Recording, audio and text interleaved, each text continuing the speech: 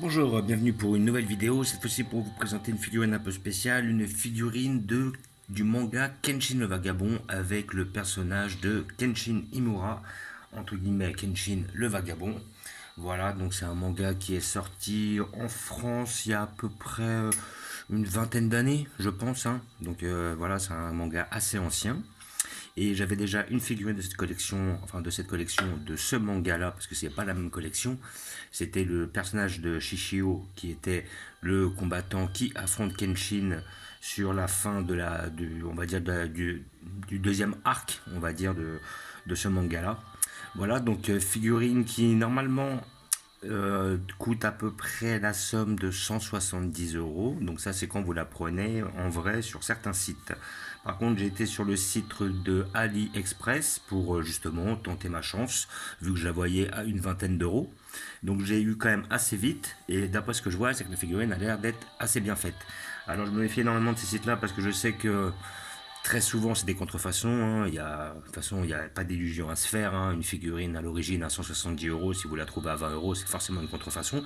Mais des fois, vous tombez sur des contrefaçons qui sont pas trop mal faites. Donc, des fois, ça peut valoir le coup, même quitte à la payer, je sais pas, 10 fois moins cher, d'avoir une figurine qui est assez correcte. On arrive quand même sur un meilleur rapport qualité-prix. Donc après, effectivement, c'est toujours mieux de prendre les originaux, mais après, tout dépend des moyens et puis tout dépend de l'argent que vous voulez mettre dans cette figurine. Donc je l'ai commandé sur AliExpress pour la somme de 20 euros. Je pense que cette figurine, vous pouvez la trouver dans toutes sortes de sites, Wish, AliExpress et tout ça. Elle est venue de Chine, elle est arrivée quand même assez vite. Et donc on a une boîte assez basique. Donc voilà. Et là on voit le personnage au travers. Voilà, donc tout est écrit en japonais, donc je peux pas vraiment vous dire quelle collection c'est.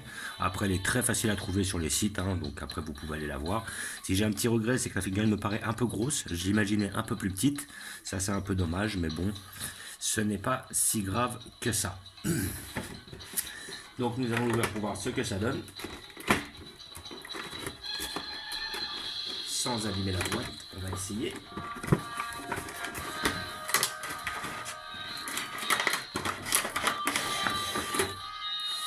Donc j'ai l'impression qu'elle est quand même assez bien réalisée, hein. D'après ce que je vois, j'ai pas l'impression d'avoir une figurine avec trop de défauts. Le problème après, c'est est-ce que ça va bien s'emboîter dans les rainures, c'est-à-dire le personnage dans le socle et tout ça. On va voir. Si on peut se débarrasser du socle, pourquoi pas. À la rigueur, si le personnage peut tenir comme ça, mais je ne crois pas. On va faire le test quand même. Alors, elle est quand même très bien scotchée. Voilà. Donc j'adorais ce manga Kenshin le Vagabond, hein. Quand j'avais à peu près l'âge de, maintenant j'ai 39, ouais je disais ça quand j'avais 17-18 ans. Là il est sorti en français, donc c'est un manga qui doit dater d'un petit peu plus au Japon. Voilà, il avait quand même beaucoup plu, c'était l'un des premiers mangas basés sur les samouraïs, avec le personnage de Kenshin qui est en fin de compte un assassin repenti, qui décide de se battre avec un sabre à lame inversée, pour justement expier ses crimes. Et donc il est confronté à toutes sortes d'adversaires qui justement viennent lui reprocher son passé. Alors d'après ce que je vois, elle a l'air d'être quand même très bien faite. Là je vais faire un visu tout à l'heure et j'ai même l'espoir qu'elle tienne sans le socle, si je peux m'en débarrasser. Parce que bon, le socle il est on ne peut plus basique, comme vous pouvez voir, il n'y a pas réellement de logo, quoi que ce soit. Quelque chose d'assez simple. C'est la première fois que je passe par ce site-là. Je sais qu'il est quand même très réputé. Et donc là, je suis quand même assez satisfait par le résultat là au premier abord. Là, on va voir s'il n'y a pas de, problème apparent visiblement. Donc là, on a les deux épées. On a le fourreau ici présent. Voilà. Qui a l'air d'être bien réalisé. On ne peut plus basique, mais bien fait.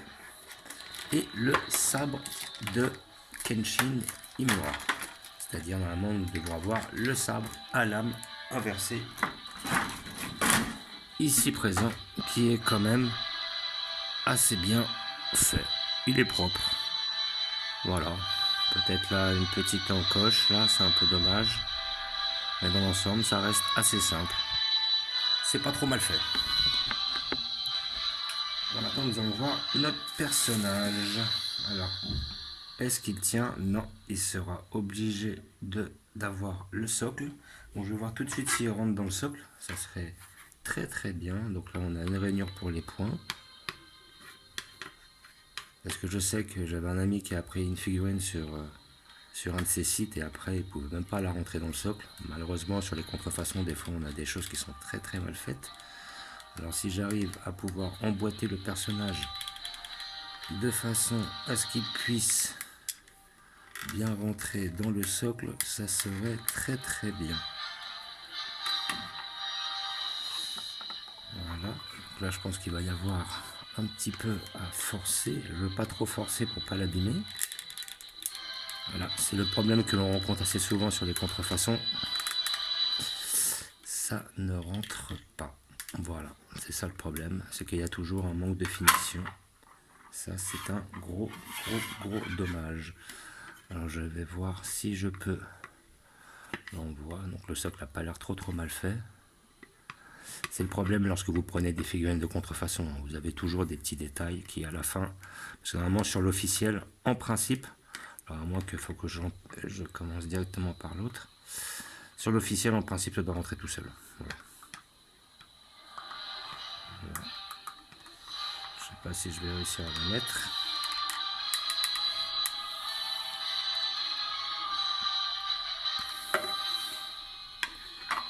Ça va pas être très simple. Non, elle ne va pas tenir, c'est bien ce que je craignais. Alors après, je vais devoir sans doute la rafistoler, essayer de soit couper une des deux tiges, parce que comme vous pouvez voir, il doit y avoir un emboîtement au niveau des deux tiges ici présentes. Et malheureusement, ça rentre dans une, mais ça ne rentre pas dans l'autre. C'est le problème de ces figurines de contrefaçon. Voilà, alors peut-être si je rentre le premier et qu'après je force pour mettre le deuxième, ça va peut-être pouvoir passer. Oui, j'ai réussi. C'était difficile, mais j'ai réussi. Voilà, donc après maintenant nous allons faire le test pour voir si nous pouvons rentrer d'un côté le sabre.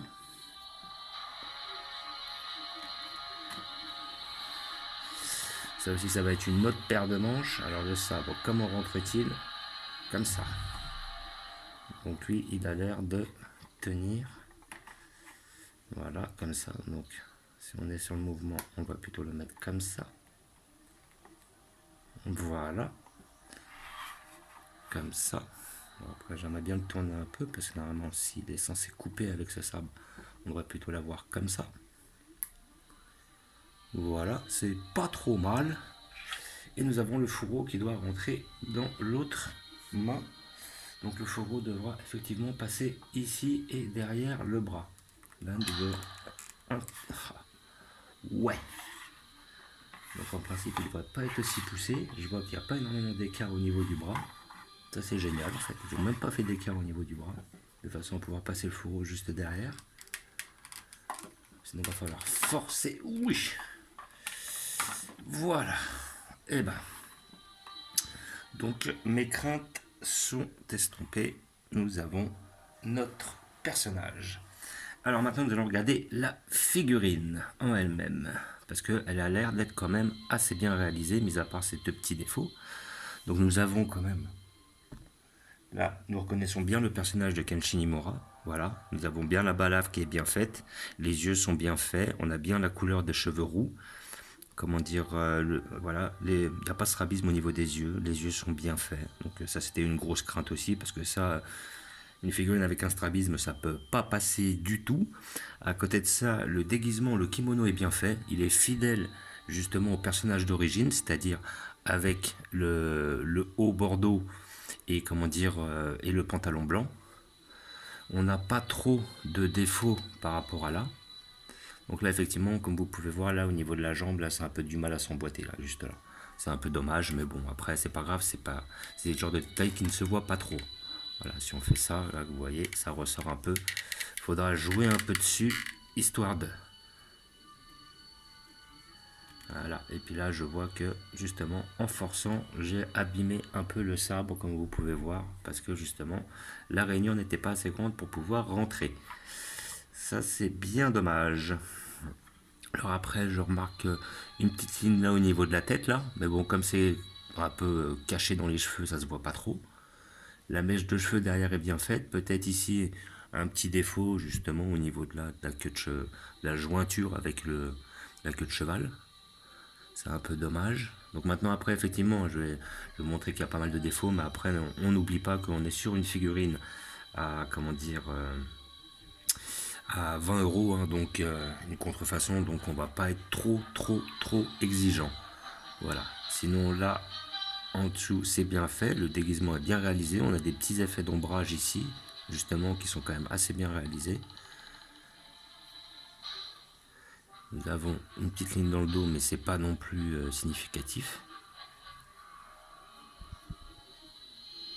Non, franchement, elle est belle, hein. Franchement, elle est belle. Alors maintenant, si j'ai un petit souci, on va dire, c'est que je trouve un peu dommage, c'est la taille en fait.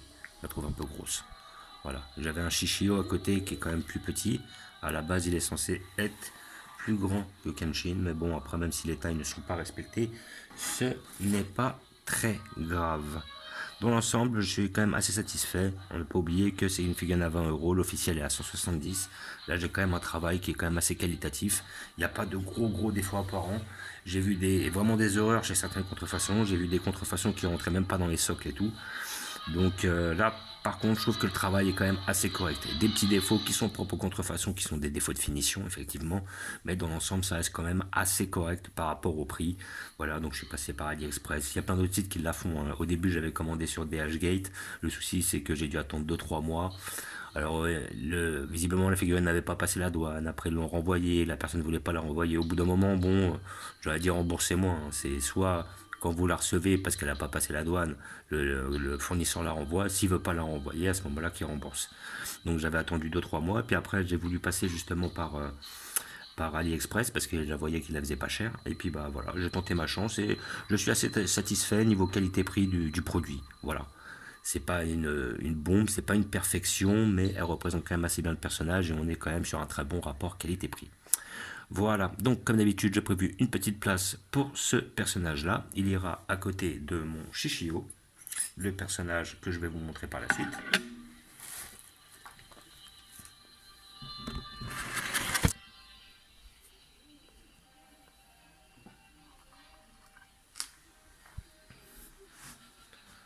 Hop, voilà, il ira juste là. Donc on peut voir le personnage de Shio, c'est lui. Celle-là, c'est une officielle. Donc voilà, on voit que le personnage est quand même assez petit. Il est sur une proportion peut-être un 12e. Peut-être que le Kenshin est sur une proportion un 10e.